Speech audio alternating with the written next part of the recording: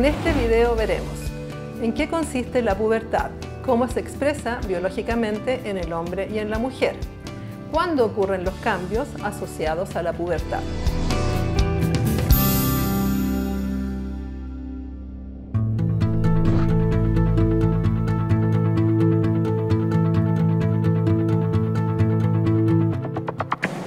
Adolescencia es una etapa de la vida que empieza con la pubertad y termina cuando la persona ya se inserta socialmente como adulto. El inicio, la pubertad, está marcada claramente por cambios físicos.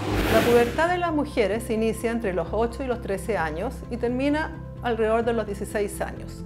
En los hombres se inicia entre los 9 y 14 años y termina alrededor de los 18. Es claro en algunos cursos, por ejemplo, que empiezan las niñitas a desarrollarse y los hombres todavía son niñitos, no son púberes.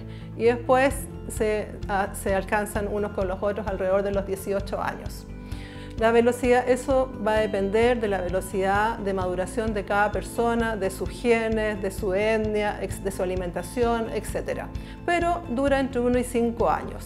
Y los cambios biológicos van de la mano de cambios psicológicos. Suele ocurrir que los padres, sobre todo, se enfrentan a una persona que ya no conocen en términos psicológicos. Es una niña que era muy dócil, muy tranquila, que hacía caso y que de repente dicen que se transformó y es como un puercoespín que no es capaz uno de tocarla porque pincha por todos lados. Eso es normal. La glándula hipófisis, que es la que se ve aquí en la cabeza, es una glándula que produce hormonas. Las hormonas son sustancias que se producen en una parte, viajan por la sangre y llegan a otro lado donde producen otras acciones. En el caso de la hipófisis, produce hormonas que van a llegar a los ovarios en la mujer y a los testículos en el hombre. En los ovarios van a producir hormonas clásicas como los estrógenos, la progesterona. Y en los hombres van a producir otras hormonas clásicas como la testosterona. Los ovarios que producen estrógenos, los estrógenos van a producir el desarrollo mamario y además también producen un poco de andrógenos en la mujer que van a producir el vello púbico, por ejemplo, y los cambios en los genitales. En los hombres, la testosterona va a producir la virilización, vale decir que cambien los genitales, que adquieran un aspecto virilizado, que se desarrolle más vello y que se tenga también más masa muscular. Es muy importante, sobre todo para las personas que tienen contacto con adolescentes tempranamente, cuando empieza la pubertad, decirles que en realidad no hay un modelo único estético de belleza. ¿Por qué? Porque las adolescentes, que pueden ser muy flaquitas cuando son chiquititas, pueden después desarrollarse y engordar hasta 20 kilos, crecer hasta 20 centímetros, desarrollarse como ensancharse las caderas, varias cosas así que de repente pueden ser interpretadas por ella o por su familia como que no se ajusta al patrón de estética que ellos creen que es lo ideal. Es muy importante acompañar a los adolescentes en este proceso, porque aquí es cuando se producen los trastornos de la conducta alimentaria. Cuando las niñas en ese momento sienten que no son iguales que sus pares o a sus modelos, en ese momento se produce o que empiezan a vomitar o que dejan de comer y eso son enfermedades gravísimas. Por lo tanto, nunca hay que decirles a adolescentes que están desarrollándose de una forma que para ellas sea como una forma no deseada.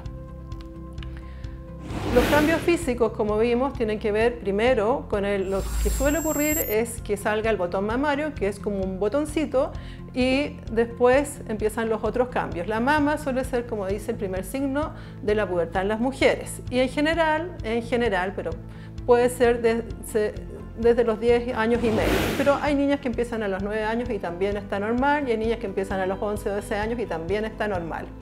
Puede incluso salir un botón mamario y después salir el otro, que llama mucho la atención porque piensan que se va a quedar con una sola mama. No es así. Y además que en general todas las mujeres tenemos una asimetría mamaria. Siempre hay una mama que es más grande que la otra, una oreja, los dedos. Uno no es simétrico 100%. Cuando empieza el botón mamario, coincide con el estirón puberal. Es decir, cuando uno se pega el estirón de estatura. Y lo que generalmente ocurre es que después que empieza el botón mamario, se produce a los 2 años en promedio la primera menstruación, que se llama menarquia. Aquí vemos como los distintos grados de Tanner, que son la clasificación que usamos en medicina para ver cómo va progresando el desarrollo. Tenemos desde que no tiene nada de desarrollo hasta la mama adulta con las distintas etapas intermedias. Además, vamos a ver cambios físicos en los ovarios que van a crecer y el útero también va a crecer, de manera que la menstruación o la menarquia, la primera menstruación, en general se produce entre los 10 y 16 años, pero en Chile, en los estudios que se han hecho con la población nuestra, alrededor de los 12 años, 7 meses.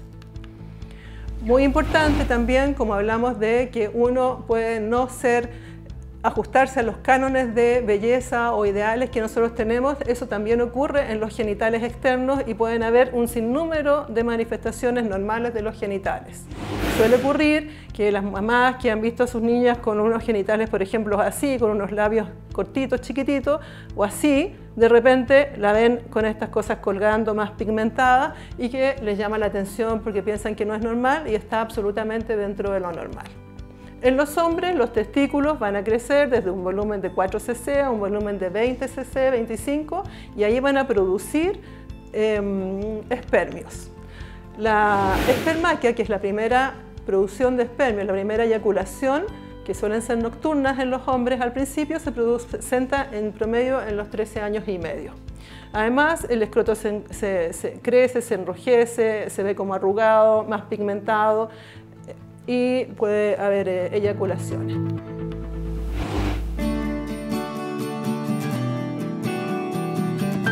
Para terminar, quisiera decir que los cambios físicos que ocurren en la pubertad, tanto para los hombres como las mujeres, se expresan, como lo vimos también, como un proceso de búsqueda y descubrimiento de la persona, que es deber nuestro, como personas adultas que estamos acompañando eso, decirles que darles la seguridad para que tengan un desarrollo de autoestima acorde, darles la seguridad de que puede ser muy diverso y que sigue siendo normal, tanto diverso en los inicios del proceso, las edades en que ocurre y las variaciones que van a haber, porque todas las personas tienen distintas variaciones.